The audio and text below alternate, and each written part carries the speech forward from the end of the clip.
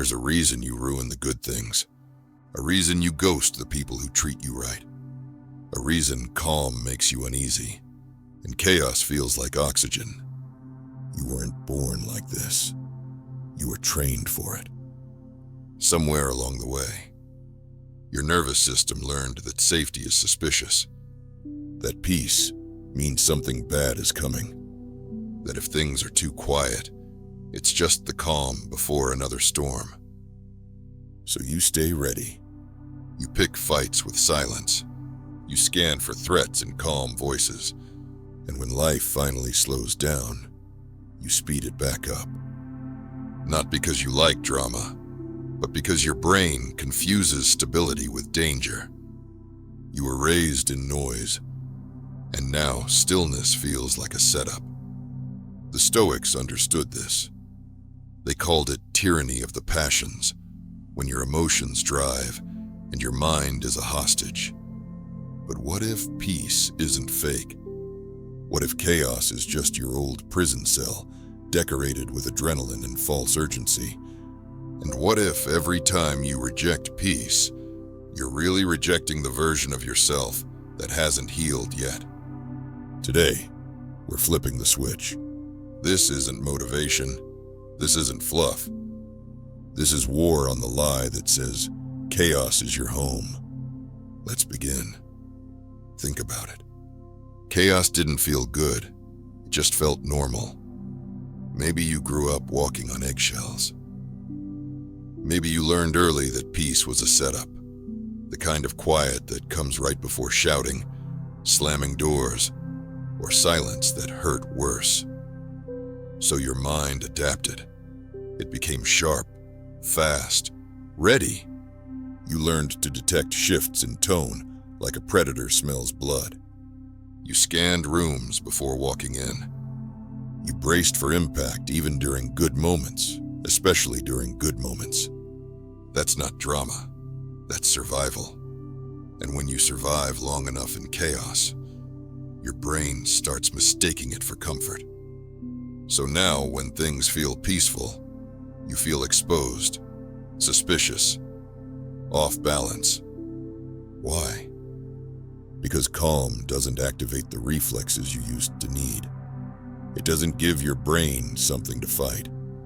And without something to fight, part of you feels unsafe.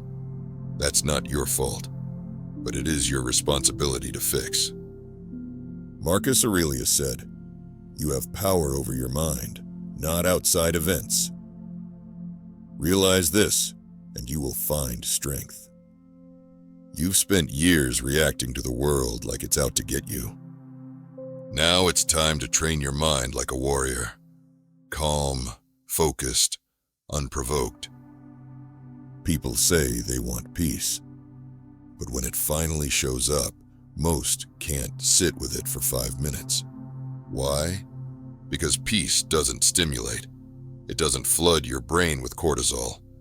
It doesn't give your ego something to react to. Peace feels like a void, like something's missing.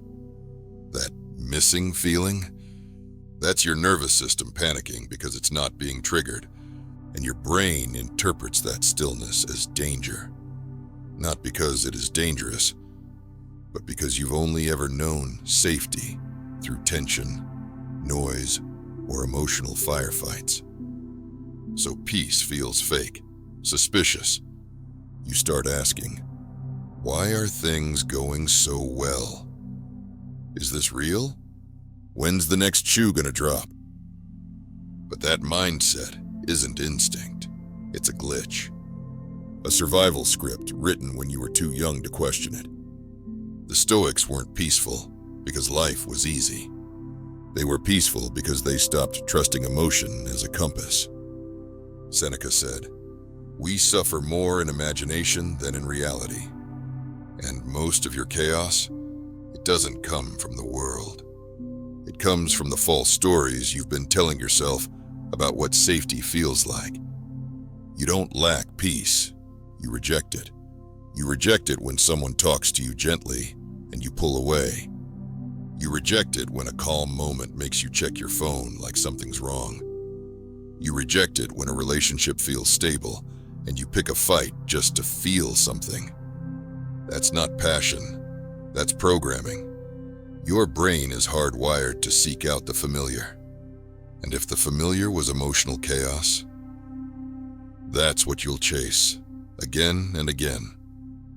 But here's the Stoic truth. You can't master your life until you stop craving the chaos that's ruining it.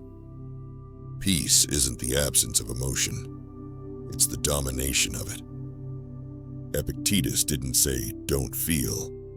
He said, "We cannot choose our external circumstances, but we can always choose how we respond to them." Your mind is a battlefield, not between good and evil, but between your old conditioning and your new discipline. And discipline starts with choosing the calm response when every part of your body is itching to react. With sitting in the stillness, even when it screams danger. It's boring, it's uncomfortable, but it's where you reclaim your power. If chaos is your reflex, peace must become your discipline. And discipline isn't built in hype, it's built in boredom. That moment you want to stir the pot just to feel alive, don't. That silence you want to break with noise or validation, sit in it.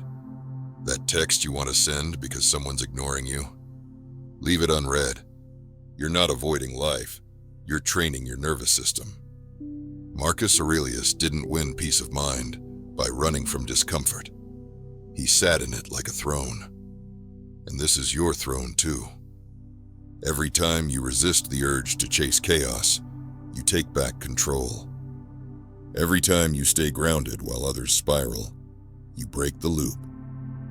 Every time you hold the line when your emotions scream for reaction, you build a mind that leads.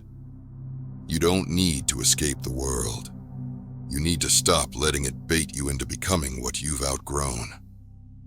Your old self is always waiting for a reason to drag you back into the noise.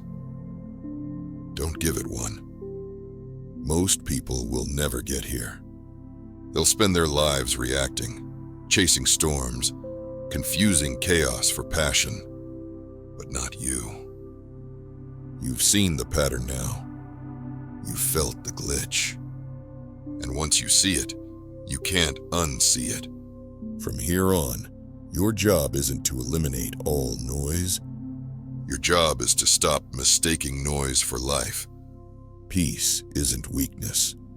It's pressure without panic, focus without fear. A strong mind doesn't flinch. It observes, it selects, and it never lets temporary emotion override long-term character. Seneca said, "A gem cannot be polished without friction, nor a man perfected without trials." So let this be your friction. Sitting still, thinking clearly, choosing not to react. The world will keep pushing buttons. You just won't flinch anymore. Because now you know, peace isn't boring, it's power.